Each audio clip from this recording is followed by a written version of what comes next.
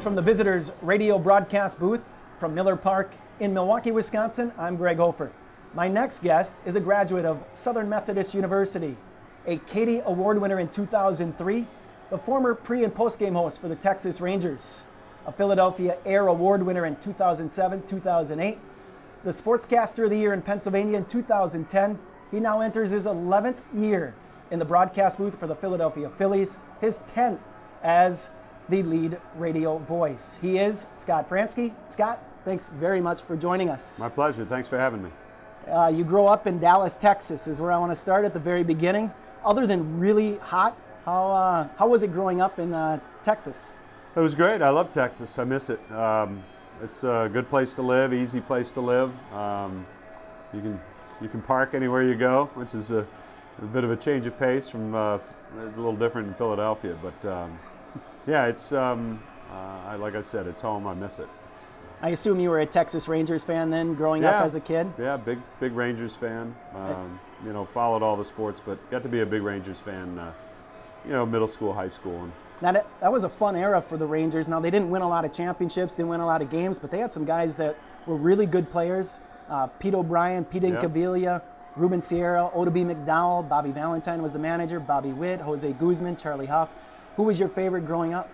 Well, I think really early on, probably somebody like Buddy Bell. That was early. And then later, Jim Sundberg. He was kind of the fan favorite for everybody. But there were a lot of good players. I mean, when they started to really, kind of go to that next level, just before the ballpark opened, the last few years of the old Arlington Stadium, they brought Nolan Ryan in. Rafael Palmeiro, Julio Franco.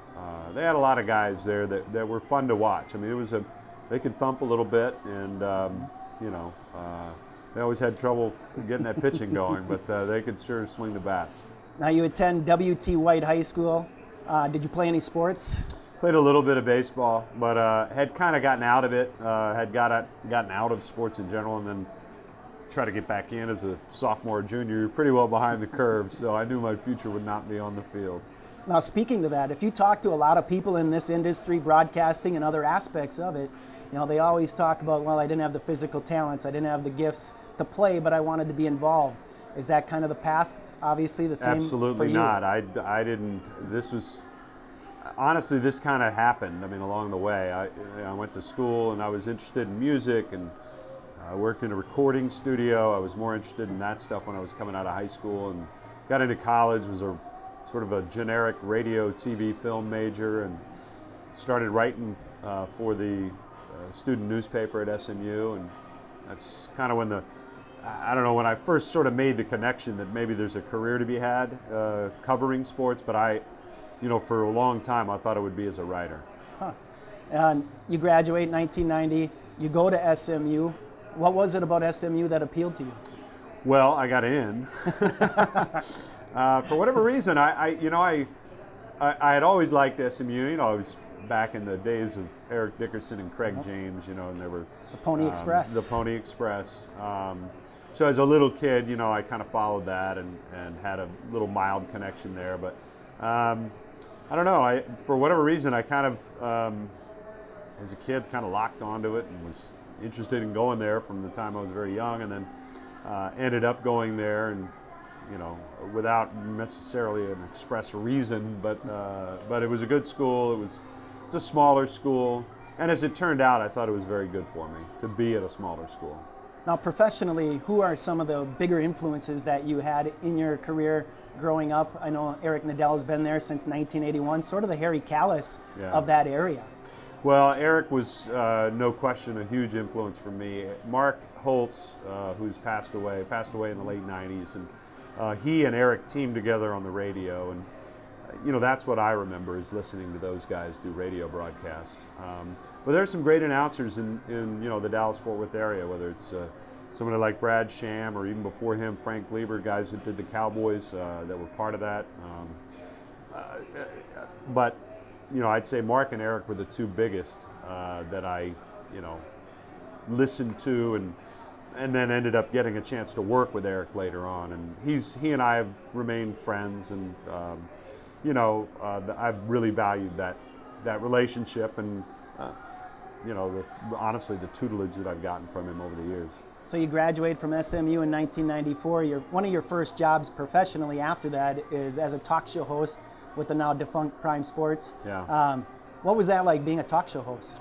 Well, at first it was phenomenal. I mean, I just wanted to work and to get a job basically right out of school. It was about 3 months out of school that I was doing broadcasting, and because it was a startup, they were short-staffed from the beginning.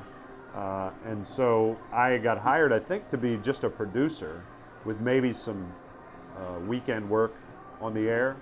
And that ended up expanding probably even before we went on the air just because of the need. I mean, they were programming 24 hours worth of live sports talk. So there were a lot of opportunities to practice, make mistakes, and try to get better. So I think that really helped me. Now, as good as those professional experiences are and were, play-by-play is a completely different beast. Yeah. And you end up in Chicagoland. How do you end up broadcasting for the Kane County Cougars in 1999? Well, Prime Sports Radio had let me go along with, I don't know, half the staff at some point. I want to say that was 97 maybe, and I started working weekends as a talk show host in Texas with the Rangers. And I would host their pre and post game shows, host a call-in show, and just kind of a scoreboard show type thing. And got to know Eric a lot better at that point. And he and Vince Cotroneo, who's now with the Oakland A's, they both suggested, look, if you want to try baseball, I had done events on the side, high school football, high school basketball, very little bit of baseball, but a little bit. And they said, look, if you want to do it, you're going to have to give it a real honest try. And that means you got to do it 6 days a week, 7 days a week. A, you might not like it. B, you might not be any good at it. So go find out. And that's, I ended up with a great, in a great spot in Chicago with Kane County. And I want to talk about those 3 years. Now, 1999, your manager, Rick Renteria. 2000, there was a Texan on the team named Josh Beckett, a 20-year-old pitcher. And in 2001, you win the Midwest League Championship, 88 and 50. Those 3 years had to have been a lot of fun for you. They were fun. I mean, at times I'm just feeling my way and finding my way as a broadcaster. But it was a lot of fun. I mean, those are experiences that are very unique. And for those of us who have done it, it's something that you hold on to and kind of cherish when you look back on it because, again, like I said, it's so unique to do something like that. And, I was a little bit older than the average, because I'd already worked. A lot of my, peers in the same league were fresh out of college, 22, 23 years of age. And so I felt a little bit more on the clock, I think, to make something happen. But it was a lot of fun, and they were good teams, and it was a good place to work. Now, 2001, we talked about the Midwest League Championship that you won. On that team, some guy named Adrian Gonzalez and some guy named Miguel Cabrera. Had to be a lot of fun. Yeah. Had to be a lot of fun covering those two guys. It was. That was obviously a good team record-wise, but it turned out to be a very good team prospect-wise. And that's one of the things I've always looked back on is when I was in the minor leagues, all those players believed they would be in the major leagues someday, and you realize just how far it is from low A ball to the big leagues.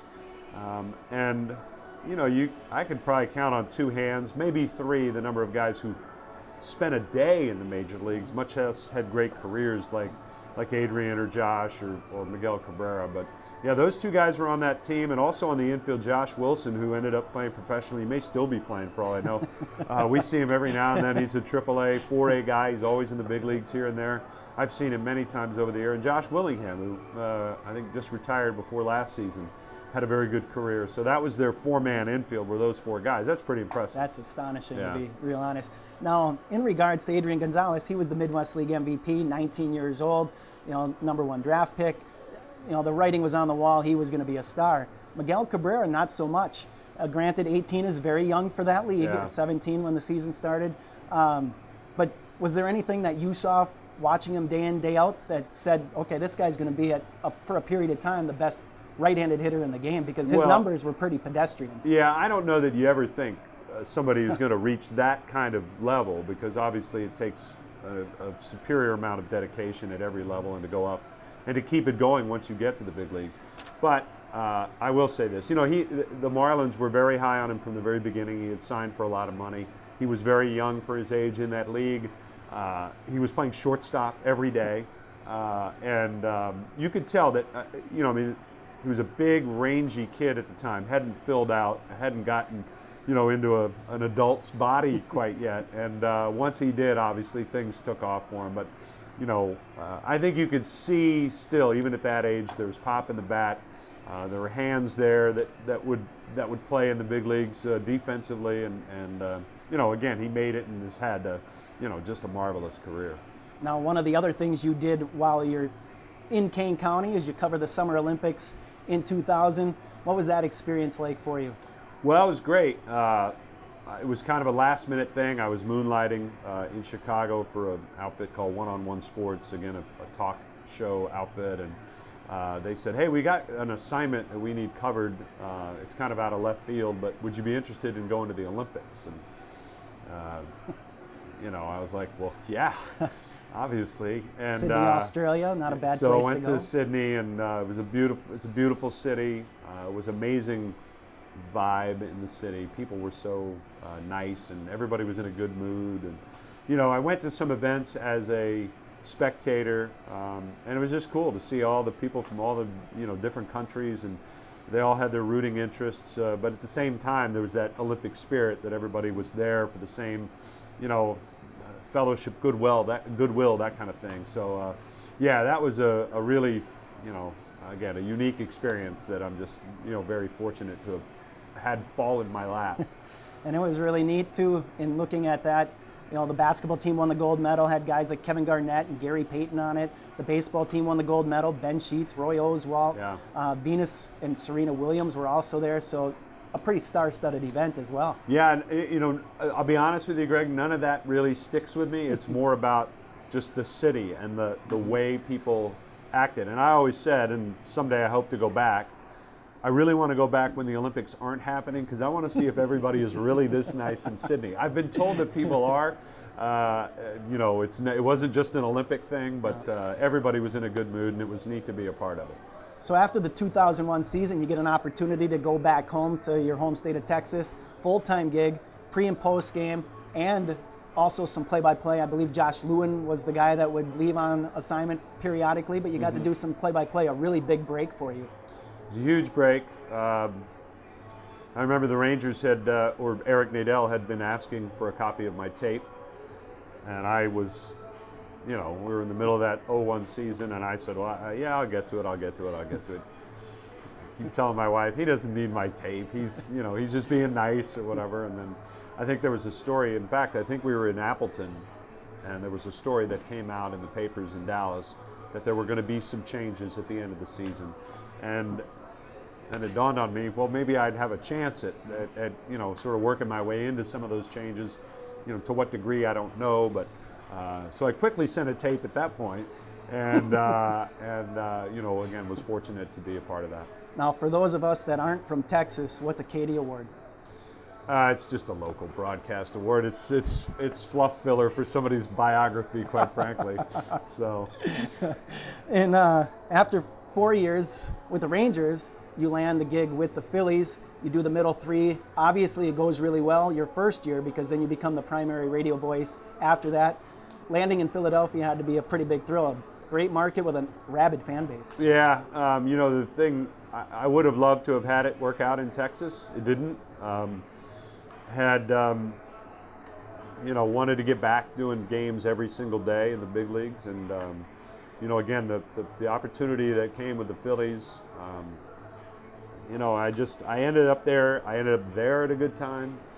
I ended up with a partner I like a lot.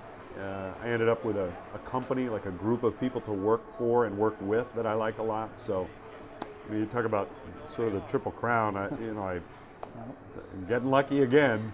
There's a lot of that involved, and I certainly have been. Now, you talk about arriving at the right time. I mean, really the heyday of the Phillies. 5 playoff appearances.